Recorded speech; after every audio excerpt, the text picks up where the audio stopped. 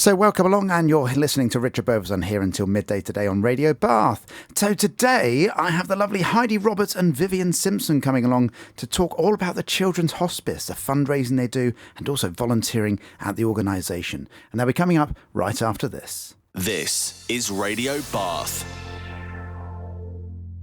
Right then, so we're back. It's Richard Beauvoisin here until midday today. The story to tell today is with the lovely Heidi Roberts and Vivien Simpson, and they're from the Children's Hospice. So first of all, quick question for you both. Welcome along. Morning. Morning. And how are you both? We're good, thank you very much. I'm feeling great. Oh, I told you the chairs squeak, didn't I? I was saying about it before, about how squeaky the chairs sometimes are. I've just done the biggest squeak in the world, but there we go. So yeah, Heidi, we're going to talk to yourself first of all very, very quickly. So can you give us an overview of the hospice and kind of what happens there? Yes, so Children's Hospice South West, we cover the whole of South West and was founded by Eddie and Jill Farwell over 30 years ago because they had 2 children with life-limiting conditions. And they set up the first hospice in Devon, but it was oversubscribed. So they quickly did Charlton Farm, where I work, in Wraxall, and then we've got a third one down in Cornwall. And Jill and Eddie really fulfilled their dream that no child would have to travel more than an hour and a half, because our children have life-limiting or life-threatening conditions. So they could have an epileptic fit on the travel or, need their feeding tube changed. So that dream to fulfill that was a huge thing for Eddie and Jill. Wow, that's some kind of like brief to have, really, isn't it? Yes, it is, yeah. It's amazing to support all the children that are obviously having a difficult start in their life. Yes, yeah. So we're there for the whole journey, from diagnosis till and through to bereavement support, as long as they need us. So yeah. And of course, not just the children that go through this, but it's the parents as well, of course. Yes, so we're very much about the whole family at Children's Hospice South West. So mum and dad can come in, brothers and sisters can come in, and we've also had grandparents stay with us, because we're not just there for end-of-life care. Some people think that's perceive that, but we're there all along the journey to create precious memories, and we're there for palliative care, emergency care and resilience stays as well. Okay, now I was looking here about the End of Life in the Home project. Can you tell us a bit more about that? Yes, that's something quite new. Okay. We've been working and researching it for the last year or so, because we changed our care model. A positive out of the pandemic was that we changed our model to hospice home and virtually. So we were always in the hospice before. We listened and got feedback from our families, and they said they'd like us to carry on with that care model. So we're looking at end of life at home. Okay. So in the past, we've always done it in the hospice. So we'll be working with other services in our area who maybe go in to the homes already and the local hospital, and we'll be working together in collaboration on this project. Sounds like an amazing role that everybody's kind of playing. So what's your personal role in this then, Heidi? So I'm an area fundraiser, so I get involved in community and corporate, and I am there to try and raise as much funds as possible, because we need over 11 million to keep our 3 hospices operating, and we get less than 10% government funding. That's a challenge, shall we say? Yes. And how's the, obviously we've got the cost of living crisis going on at the moment, so how's that affected fundraising? Obviously, some people can't give in the same way as they used to. We've certainly found on events that sponsorship is not as high as it used to be for things like our Santa's on the Run. But fortunately, our legacies are still coming through, and that's a huge part for us. And that goes back to 30 years of work, from some of the talks Jill did at the early days, and we're now seeing the legacies feed through. So thank goodness we have those legacies, because otherwise it would be difficult with the cost of living. Yeah, absolutely. And I suppose it's not just going to stay at 11 million. Presumably that cost is going to increase, and I'm guessing you want to do more and more and more to help more and more families too. Yes, so the costs where I'm based, Charlton Farm, have risen because we're next to Bristol Children's Hospital. So we look after over 230 of the families out of the one in Wrexham, Charter Farm, and we look after over 550 across the three. But we have sadly had more children using our end of life this year. We had 3 one weekend. We have 2 rooms for our end of life at Charlton Farm, and we built the second one during the pandemic. So thank goodness we had that grant to be able to do that. It just sounds like a whole challenging thing, but also, I'm guessing, quite rewarding to be in this industry. Oh yes, it's absolutely amazing. I've been with Children's Hospice now over 4 years. I feel really privileged to work for them. I was previously in financial services, and this is just so rewarding. And to work with the care team, nurses and carers who are so passionate about what they do. They've all been working as paediatric nurses. They're very experienced, and they'll go all out to help the family and create precious memories. And also to work with amazing volunteers like Vivien. I couldn't do my job if I didn't have volunteers. And Volunteers Week's coming up. So, it's starting today, 1st of June. It is starting today. Now, we do have the lovely Vivien in the studio as well. And we're going to have a little quick break for music. When we come back, we're going to be chatting to Vivien as well. So we'll be right back after this. Made locally in Bath. This is Radio Bath. Right, now we're back. We're going to talk to Vivien in the main now. So here with Vivien and Heidi. But Heidi, first of all, we've got Volunteers Week starting today. Can you tell us what Volunteers Week is all about?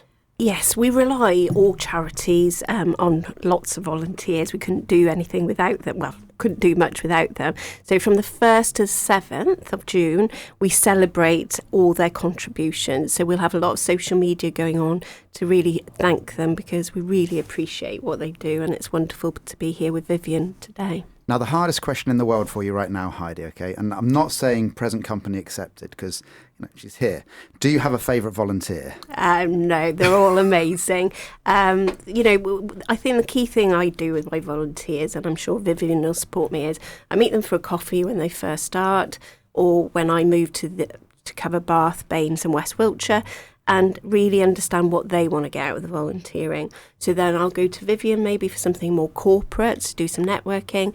I've got someone in Bath who's been volunteering since 2006, I think it is. And she's good at going to do talks, whereas another individual wouldn't feel comfortable. So for me, it's really important to get to know the individuals, understand what they want to get out of the volunteering, and then I share with them, I've got these opportunities, but I wouldn't necessarily go to, Vivien, to something she might not feel comfortable doing.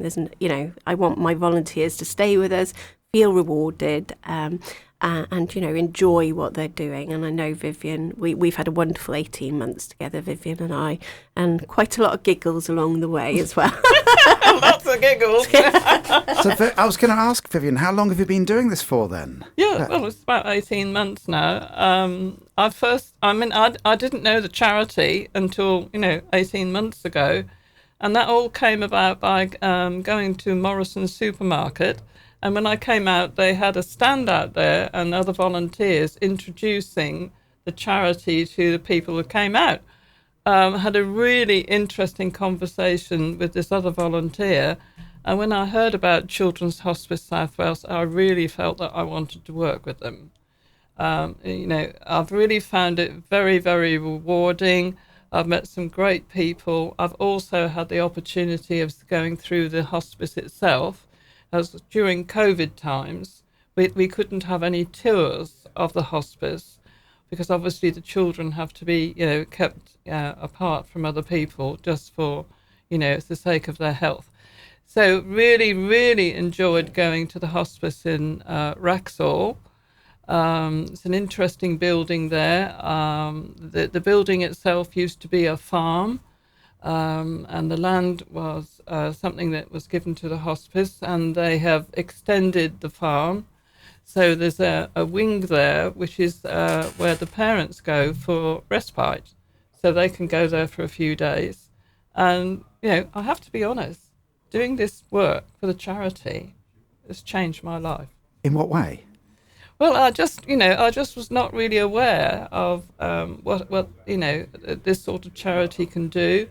And going through the hospice and seeing all the facilities there, a fantastic music room, a hydrotherapy pool, fantastic with lights and warm water.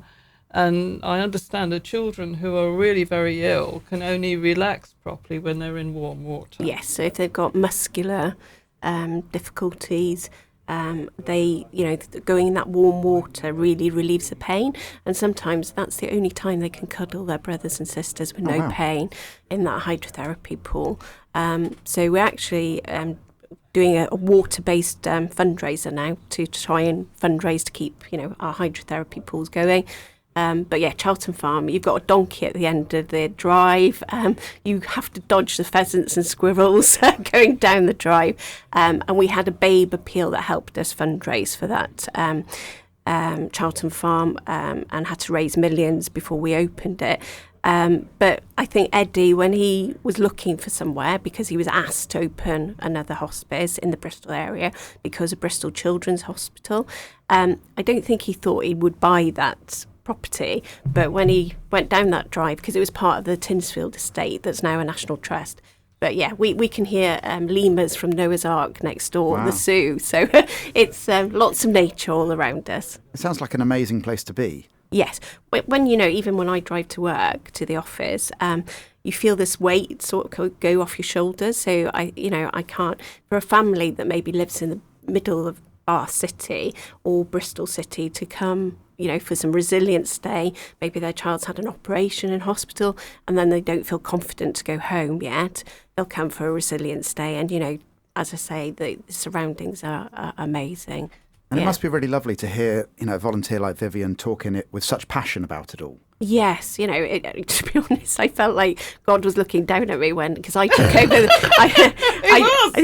I took over. I've worked for the charity for over 4 years, but I took over the Bath area a year last September, and in October, you phoned in. Yeah. A year last October and said you'd like to volunteer, but you were about to retire.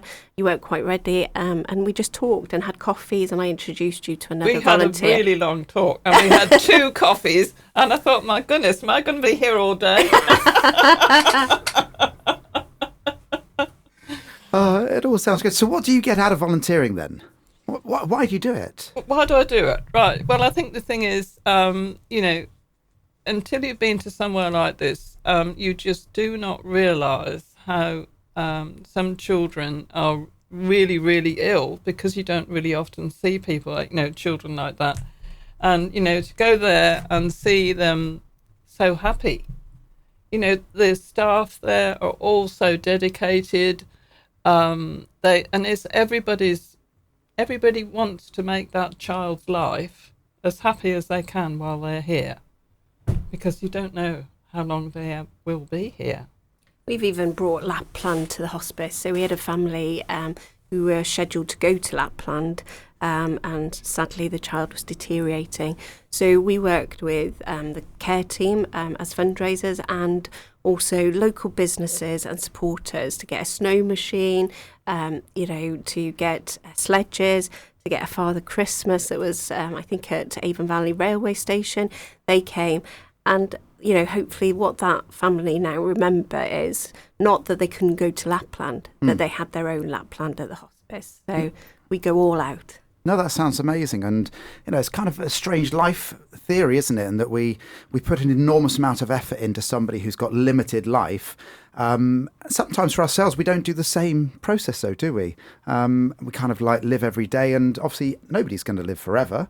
But it's amazing when you have that shortened time that you put all the extra effort in to make these people's lives that much, much better, which sounds absolutely fantastic. So, obviously, Vivien sounds like an incredible volunteer, if I'm honest with you, Vivien. You sound lovely, and you sound like you make people's lives better, which is a fantastic thing. Do you need more? Yes, we always need more volunteers. If anybody is interested, get in touch with me. My email is heidi.roberts@chsw.org.uk. And we can talk about if it's something you want to do at the weekend. So we have events at weekends, or, Vivien does more corporate. And then, as I say, I've got some that do speaking, and I've got amazing volunteers over Keynsham, Longwell Green, that do amazing events like tennis triples events and raise considerable amounts of money. So, yeah, all the volunteers are different in terms of what they enjoy. But I think you've also made a lovely network as well, Vivien, of meeting all my other volunteers, and I think they've all worked well together, and they're so passionate about the cause. And I think if you're passionate about the cause, it means so much then. I suppose, Vivien, from your perspective as well, it sounds like you retired and then started doing this. Yes. And what often happens with people as we mature in years is that we kind of lose that work-based friendship groups. So almost as volunteering giving you another group of friends. Well, it does, and I mean, some of these friends, well, they remain friends, for many, many years. And, before I used to have a marketing business, so I knew a lot of businesses in Bath. And so what I found was, because the hospice is in Wraxall in Bristol, not everybody knew they were there. So I've introduced the charity to a number of businesses in Bath, and we've done several events together. We had a really good one where we had to judge cakes that were baked. Oh yes. I think we ate 16 pieces of cake that day. Wow.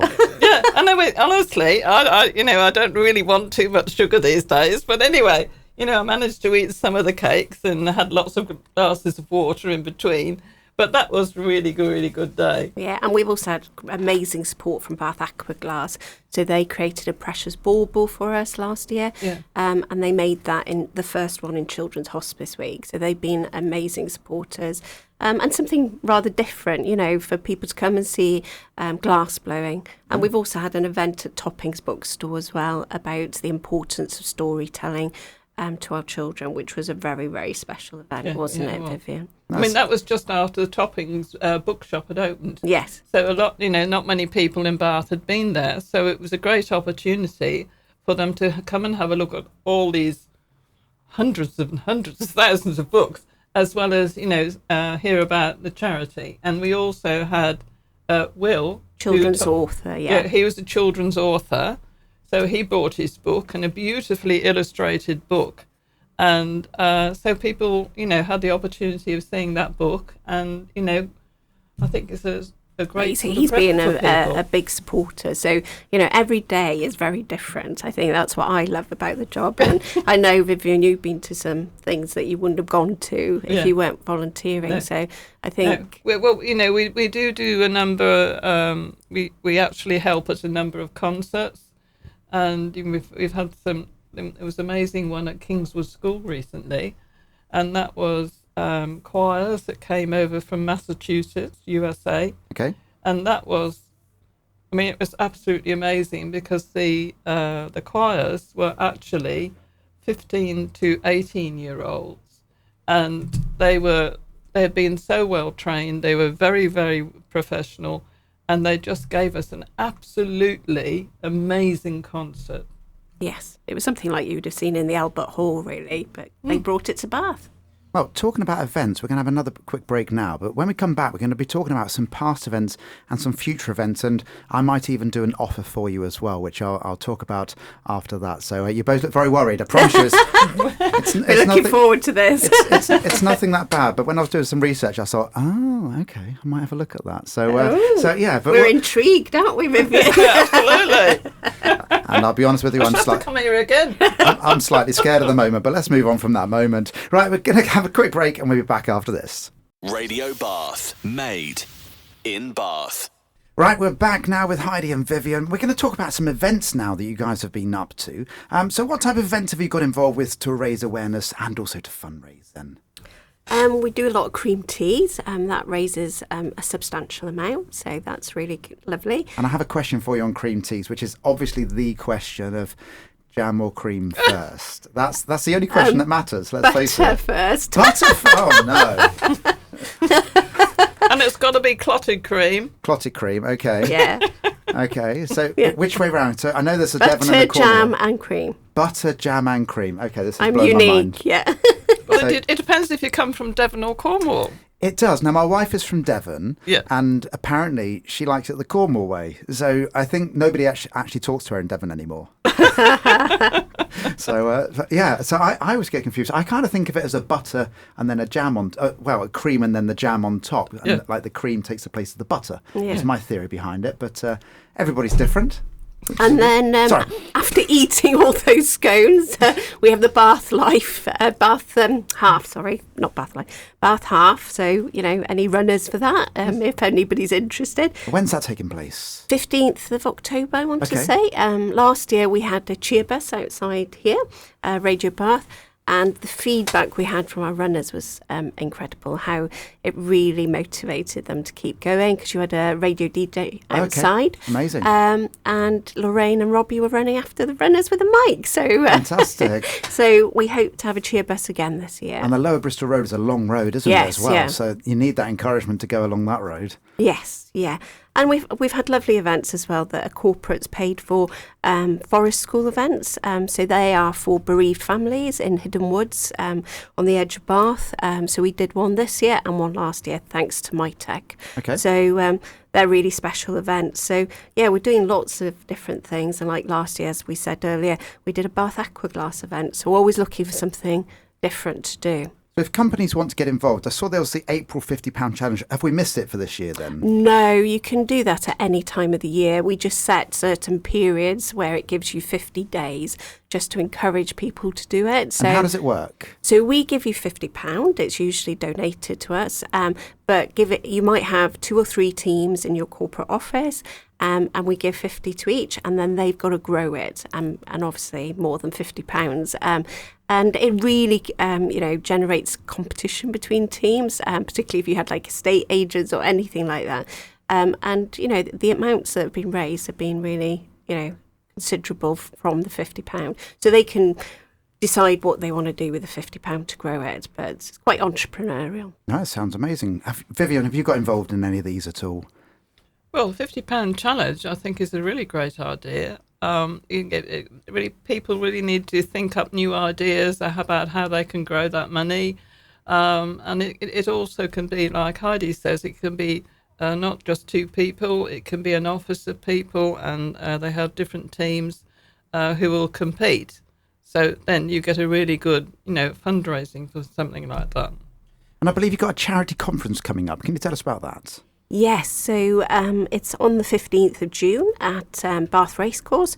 So there will be opportunities to listen to speakers, and then there'll be lots of charities exhibiting. So we'll be there with a stall and happy to talk to anybody about things like £50 challenge and sponsor a nurse and how they can support us. Now, I know a big one for you guys is, you mentioned it earlier, the Splash event. So yeah, tell us more. So we thought with water-based sports increasing in lockdown, people doing wild water swimming, lots of people kayaking or paddleboarding, and we thought we needed to create a new event.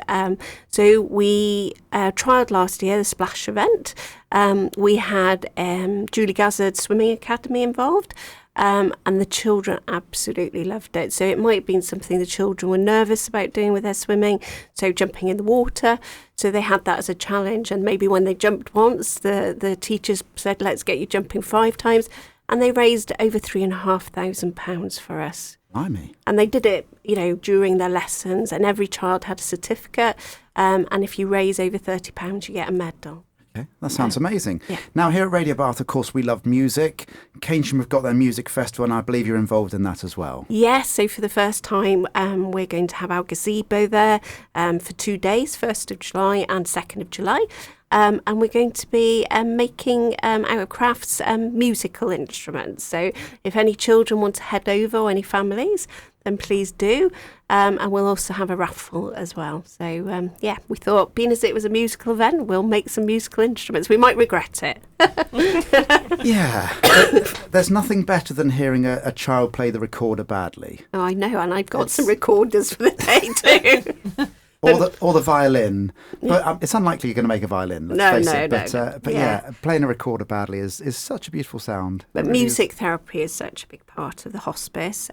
So we thought, appropriate and to raise our awareness in Keynsham as well. No, that sounds absolutely brilliant. Now, before the break, I did mention about the fact that I might try and get involved at some point. And so I'm 48 at the moment. I turn 50 next year. And as part of that, I'm very scared of heights. And I've kind of always wanted to challenge myself to do a skydive. Wow. And I was looking for a charity to get involved with to do it. And fate is here, isn't it? Because I believe amazing. you guys do skydives. We do indeed, and we do them in Honiton. We also do one in Perranporth, I think it is, in Cornwall. So yeah, I can certainly register you for that You're not getting away now. No. It's been said now, hasn't it? So on air. On air. So yeah, it's just one of those things that I've always looked at and thought it looks like an amazing thing to try and do. It would absolutely petrify me. I'm ex-RAF, so I've been up in planes and helicopters quite a lot anyway. Yes. That part doesn't bother me, but jumping out of it at an altitude, that might bother me somewhat. And is this part of your bucket list for your 50th? It's not really a bucket list. It's just kind of one of those things that I feel like I want to do, and turning 50, it seems to be a time to do it. Yes. So, well, no, we can certainly sign you up, Richard. That'd be good. Have either of you thought about doing it yourselves? I have, but I've got to find the courage. I'm 50 this year, so maybe I should sign up to it. Well, you've said it live. Oh, no. What about yourself, Vivien? Are you fancying skydiving? No.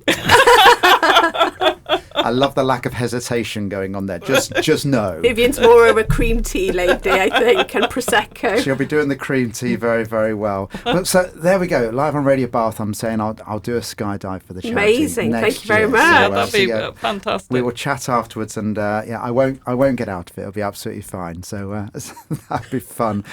If anybody does want to get involved, can you remind us of the website again? It's chsw.org.uk, and my email, excuse me, heidi.roberts@chsw.org.uk. And, we've got ink copywriters, one of their staff doing the skydive. You might be there at the same time. You never know. Yeah. And also just on cream teas as well. We've got a cream tea going on in New Oriel Hall on the 25th of June. 25th of June for New Oriel Hall, which is yes. cream teas as well. Can't wait for that. Yes, at 3 p.m. Okay. And presumably it's simply pay for the cream teas and that helps raise the money. Yes, it's £8 for 2 scones, jam and cream, fresh strawberries and tea. And we hope to have a family there on the day as well, which will make it extra special. Amazing. Yeah. And then we have obviously the other big debate of is it scone or scone. So I always say scone. I say scone. Well, there we go. It's a 50-50 choice for you, isn't it? So, right. We're going to have another break for music. And as always, everybody that comes in on a story to tell, they never get away with the quick fire round. And today is no different. I'll be honest with you, I'm quite nervous about this one. But we will see how it goes. And yes, we're back after this with a quick fire round.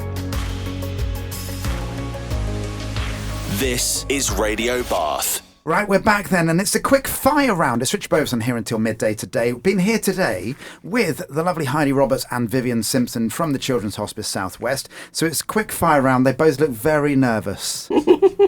I promise you it's not that bad. It really isn't that bad. So, Heidi first, what is your favourite ice cream? Mint ice cream. Mint ice cream. Vivien? Coffee ice cream. Oh, I haven't had coffee before. I always find coffee kind of flavoured things. I drink coffee and I find flavoured coffee weird.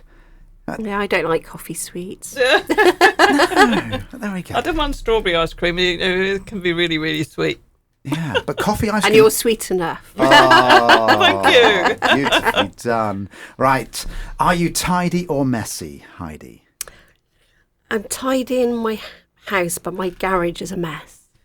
The pain on your face then was quite incredible. It really was. It was like I could just see you picturing somewhere. Yes, the garage. What about yourself, Vivien? I try to be tidy. You never know when someone might pop by, and you could be very, very embarrassed if it was really messy. It would, yeah.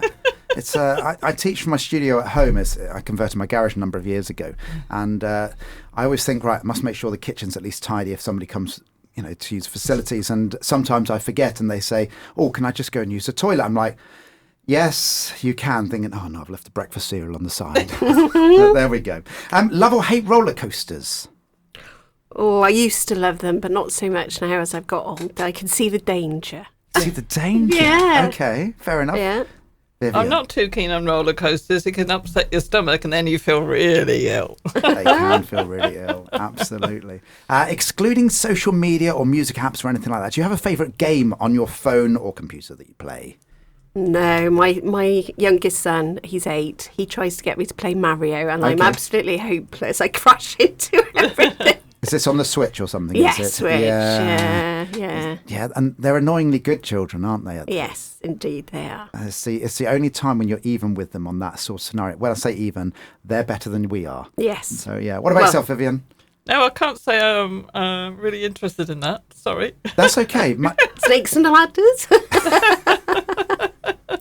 I know my mum, she spends ages on her phone just kind of whiling away on wordscape games and that type of thing. So yeah, everybody has different things that are going on. One of our supporters, she plays Scrabble with her sister over the phone. Yeah? Oh, right. Okay. Yeah. Yeah. I was talking to her and she said, "Oh, it's just my sister trying pinging because she wants to play Scrabble." Yeah. It was amazing. You've got to during be lockdown. you've got to be a good speller if you do Scrabble. Well, she was a teacher, I think.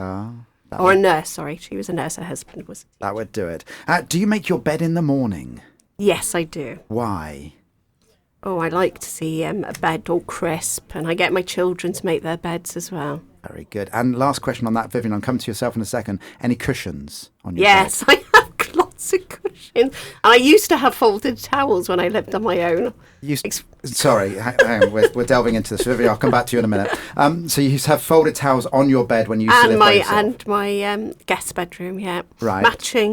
Matching folded towels. So you'd make your bed in the morning, chuck all the cushions on top, and then fold the towels and put them on the end of the bed. Yeah, matching ones, yes. Matching folding. Can I ask why? Because I wanted my apartment to look like a show. Ah. Well, we haven't had the folded towels before, so that's really quite nice. What about yourself, Vivien? Yeah, I always make my bed. Oh, you don't want to walk by the room later on and look in and think, "Ooh, that's looking really, really messy." So it's got to be done first thing before breakfast. And cushions? Yes, definitely cushions. I've got 3 on mine. Okay. Yeah, and 2 of them match the curtains. Right. And the third one, it's a rather pretty silver colour, which goes with the bedspread. Sounds amazing. I am very much a man in that I would have my pillows only, and that's it. But my wife does insist we have 6 cushions on our bed, but no folded towels. I'm not going to live that one down. Heidi, what is your favourite breakfast? Oh, I've got to say pastries, unfortunately. Not that I'd have them in the week, maybe at the weekend. A nice croissant or something. Yeah, very nice. Vivien? Well, I do like porridge. Yeah? Yeah. Do you know, porridge has been the most popular answer, which has really flabbergasted me, yeah. Yeah, right, okay. But you've got to have porridge with a little bit of honey. Yeah. And also some fruit, maybe some blueberries, and maybe some banana. And then you have a really good meal. And do you know what? That'll keep you full for hours as well. It does. So, yeah, much longer. I have to say, I'm with you in some ways and having the pastries and stuff, but I find half an hour later, I'm like, I could do with some more food again. So, yes. Yeah, the porridge would definitely keep you going for longer, that's for sure. Now, I'll be honest with you, the last guest that I had, she did this and I was flabbergasted, okay? I'm not asking either of you to, but if you do want to, that's absolutely fine, okay? What is your go-to karaoke song? Oh, I can't sing. I'm from Wales originally. I was the only person that didn't get into the Welsh choir. So I would avoid a karaoke. If you had to, though, would you have a... Happy by Pharrell Williams, that yes. one? Okay, fair enough. That's very good. Vivien? Yeah, I like anything by Neil Diamond. Okay. Sweet Caroline. Oh, my little boy sings that all the time. Yeah. And are either of you going to give us a rendition now? No. Indeed not. I'm scarred by the fact that I never got into the choir when I was in primary school. That's all good. Favourite TV programme or film? I always ask this question because we binge watch quite a lot and it's like quite nice to get recommendations from people. So, favourite TV programme or film? Oh, I got into Chesapeake Shores on Netflix. And Chesapeake Shores. Hang on, let me make a note. It's one you can watch with the family and it's all about families and I'm very much about all of that and I think that's why I love Children's Hospice Southwest so much. I genuinely have just made a note. Have you to tell your wife? Yes. There it is at the bottom. You can't read it, but yeah, it's okay. And what about yourself, Vivien? Favourite TV programme? Country File. Ah, very nice. You know, I love that one because you see all different parts of the country, and you meet lots of people on there who are running farms. Very good programme for you seeing places that you may not have never been to. Yeah, it's a great programme. It always has been a great programme. Been running for many, many years, hasn't it? And your last question then, which you both look relieved about, okay? This is a deep one. You ready for this, okay? And I've had a variety of different answers on this one. So if you came back in your next life as an animal, which one would it be and why? A robin. A robin. Okay, lovely robin. Why? I don't know. I associate it now if I see a robin as someone coming back to talk to me. Oh, Oh, yeah, there's something very special about a robin. that's lovely. Vivien, what about yourself? Well, I do like cats. Cats? You know, they're always having a relaxed lifestyle. They're stretching out in the sun and they're rolling themselves up so they sleep well. I think they have a pretty good life. Oh, I hope we don't meet in our afterlife a cat and a robin. Oh, well, we've got a robin. Got a robin at home, and every time I go out of the gate, there's a robin who often is in the house. Keeping an eye on you, it's me. And it comes up, and it comes out when it sees me, and it's on the top of the wall, and it's looking at me as if to say, "Oh, you're going out again," and it's quite friendly. So we've got a robin and a cat, and yeah, as you say, well, the cat doesn't have to eat the robin; they just want to. And on that note, I've so enjoyed talking to you guys today. It's been absolutely amazing. Heidi, can you remind us of the website again? And if anybody does want to get involved, how to contact you? Yep, www.chsw.org.uk. I'm Heidi Roberts, so my email is heidi.roberts@chsw.org.uk. If you're interested in volunteering or doing some fundraising, please do reach out to me, or tell a few people what you've heard today. We'd really appreciate it. And I'd just like to say a huge thank you to all my volunteers, and lovely having Vivien with me here today, because I couldn't do my job without them.